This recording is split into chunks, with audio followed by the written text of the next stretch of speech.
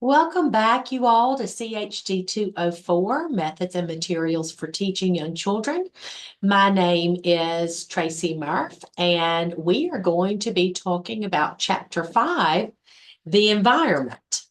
Many early childhood professionals consider the environment to be called the third teacher, meaning the environment is as influential as the educator or teacher who created it. Environment planning in the early years starts with a discernment or the ability to judge what's going to be happening in your classroom so when you set it up for design. Children learn best in well-arranged classrooms that support secure relationships with caring and responsive adults. They also thrive in classrooms that provide routines and schedules that are consistent. Additionally, research suggests that a high-quality classroom environment can help close the achievement gap. The environment serves as a rich context within which children can gather, analyze, and begin to understand the many facets of life. So let's talk about designing early learning environments. Early learning environments are going to consist of your physical space, the social interactions that happen in your classroom, and the temporal elements or the time-based elements. Each component is going to depend on the other. This chapter is going to describe the physical environment. Classroom design affects how children learn. Everything a child looks at should hold visual appeal, but how much is too much or how much is not enough? From the ceiling to the floor and across all of your walls, the design choices are arranged to provide interest and to reflect the children who spend their time in that space.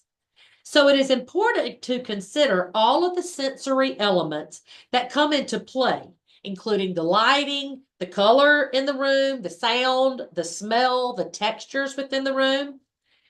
The way the room is set up, including elements such as a sense of welcoming and movement from one area to the other, can either enhance the learning that happens in your classroom or impede it, keep it from happening, based on how you have it set up. Infants need a lot of floor space to practice rolling.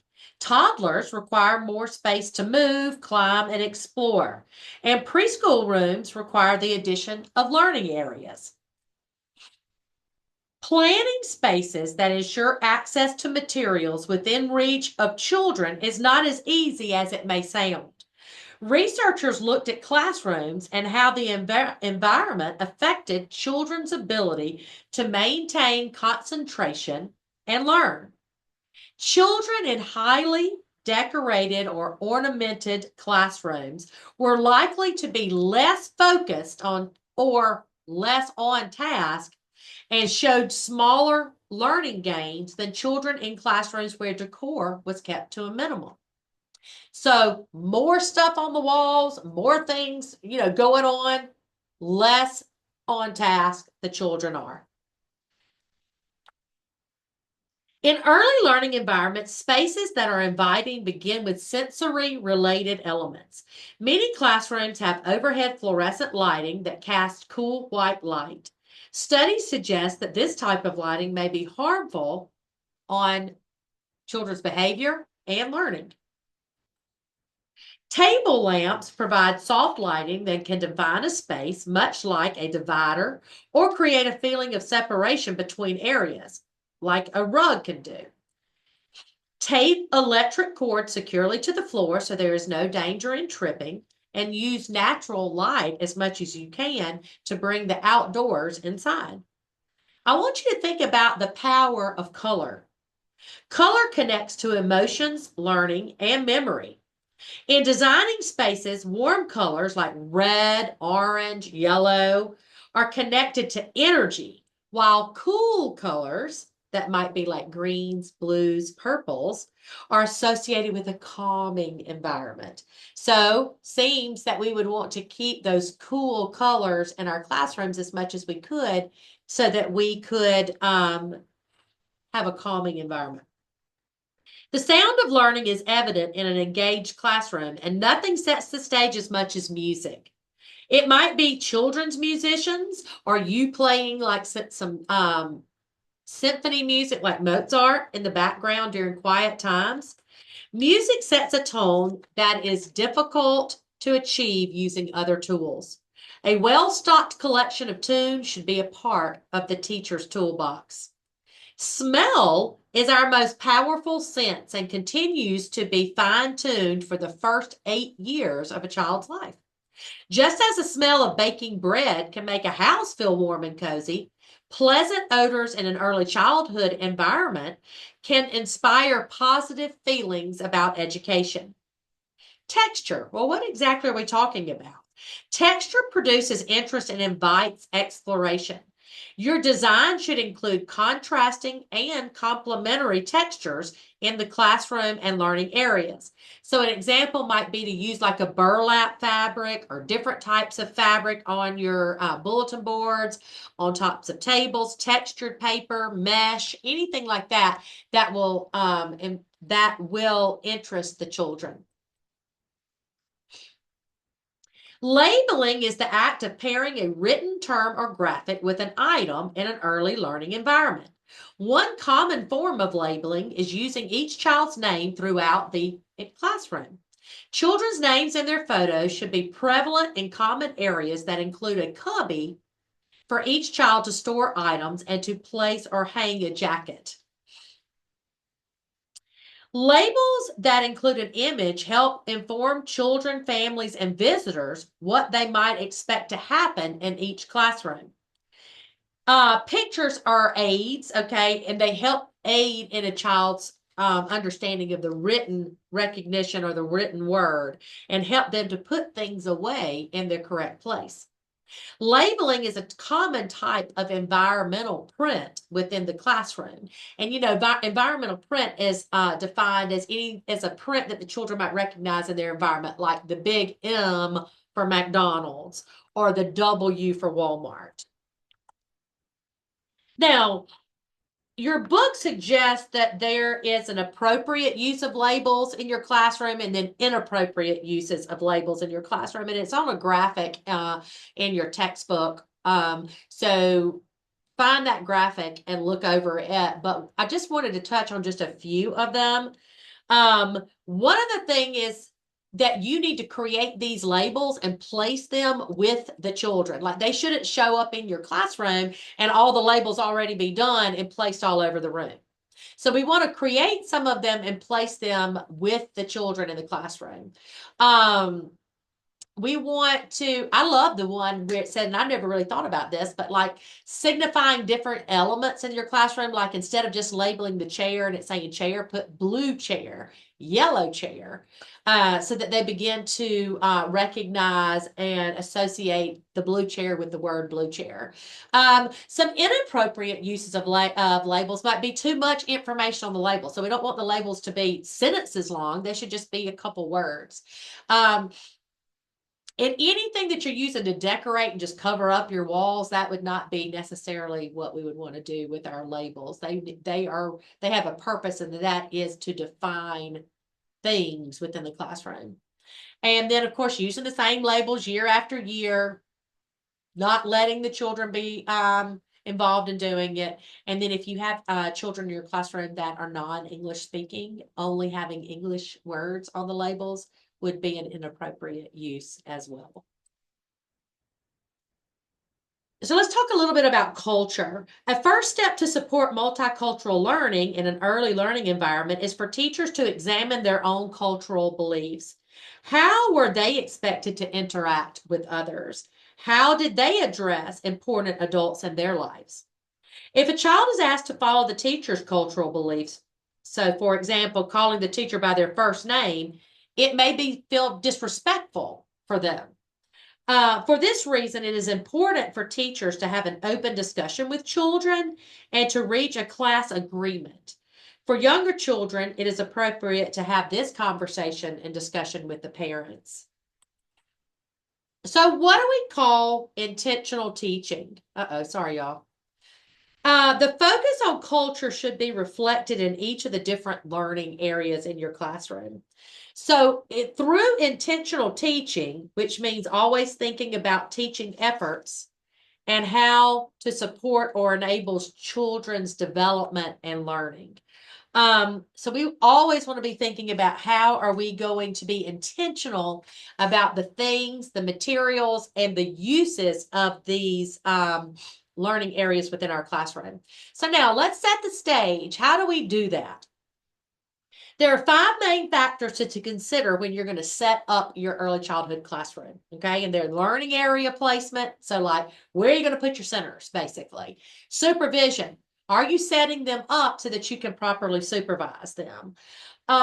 Group size. How many people are going to be in that area? Adaptations. What if you have to adapt something in that area? And then the availability as well. Learning area placement is going to, sorry, hold on, I moved one slide too many before I wanted to. Learning area placement refers to where the different learning areas are going to be located. And placement can have a direct effect on the behaviors of the children in the classroom. Noisy learning areas, such as your block area, your music and movement area, should be placed in close proximity to each other, okay? Closer together. Whereas your quieter learning areas, like your library, your math area, your writing area, should be as far away as possible from those noisier areas. Supervision is, like I said, it's going to refer to the monitoring of the children. And you really, really, really have to think about this one and make sure that you have each learning area set up, that you have low enough shelves so that you can see into them. Group size, here again, is it going to be a small group of children that are going to be there or a larger group of children over there? Individual, one-on-one types of situations. So think about the size. Adaptations and modifications require thoughtful plans based on the needs of the children that you're going to have in your classroom. Adaptations are alterations to the environment so that you can maximize the children's involvement and meet the needs of each individual child. So, an example of an adaptation might be to add a stool so small children can wash their hands at the sink. Like, so add a stool. If the sink is too high, add a stool. An art easel is kind of another common adaptation. So we need to know what's happening and going on with each of our children so we can make sure that we can make those proper adaptations. Now, modification is something completely different, okay? It is when we change what is expected or taught. What is expected to learn or taught to a child. Sometimes this is necessary if a child has like an IEP, okay? And we might be required to do that. Fewer number of questions on an assessment might be a modification, okay? So we are not, everybody else in the classroom might have 10, and we might modify that to be like maybe giving the children 5 questions, okay? And then availability refers to which learning areas are open on a given day, and that's determined by the lesson plan, whatever it is you're covering that day, and which ones are going to need direct supervision, always have an adult in there, which ones might not. So let's talk about learning areas. There are 9 common learning areas in an early learning environment. And all of these 9 areas should focus on these 4 things you see in front of you. Definition and purpose of the play area. Once again, going back to that intentional teaching. What do you want them to do there? What's the purpose? What's going to be the teacher's role? Culture and the ways that we can explore it within that play area. And then what kind of furnishings are we going to have in there to support the learning in that area? And we're going to talk about 9 different ones in this chapter. And so I'm going to kind of go quickly through this so that you can explore these on your own, okay? So dramatic play, it's the most supportive area in your classroom for social emotional development, which of course social emotional development is at the foundation of all of our learning, okay? In the dramatic play, children are able to acquire the foundations of phonemic and phonological awareness, vocabulary, grammar, reading. It's an awesome place where children can just go to pretend. Um, and that and late, because a child is given the opportunity to pretend, it allows them to take risk and be risk takers, okay? And be something other than what they really are while they're doing all that pretending, okay? The teacher's role is to be the facilitator. This means the teacher provokes additional ideas to support children's play. A facilitator is there to guide the children and to provide the props and all the other items to support the children's learning. Um, we want to make sure we have signage, clothing, costumes, props, things from different cultures, different environments. And also, we're going to need a large space here, okay? So that we can put all those fun things that are required in the dramatic play area. The block area. The value of a well-stocked block area is supported by multiple studies that demonstrate a positive correlation between preschool block play and math achievement in high schools, if you can believe that. Now, how about that? So, if you're given an opportunity to play in a well-stocked block area during those early childhood years, studies show that you're going to have that your math achievement will be greater in high school and later grades. Teacher is a model here, and we should very much intentionally plan the block area. It's an awesome time for us to use that open-ended questions. We can put photos. I love the idea that your book had where it said that you could put pictures of the children on a block and so that they can actually put themselves into that environment. I thought that was a great idea. It's noisy. Okay, children are going to be talking. They're going to be having a great time in there. Blocks are going to fall over. So it's in a noisy area of your classroom. Okay, and you're going to need some carpet in there that kind of muffles the sound a little bit, and some very sturdy shelves for all those blocks you're going to put out. Sensory texture area.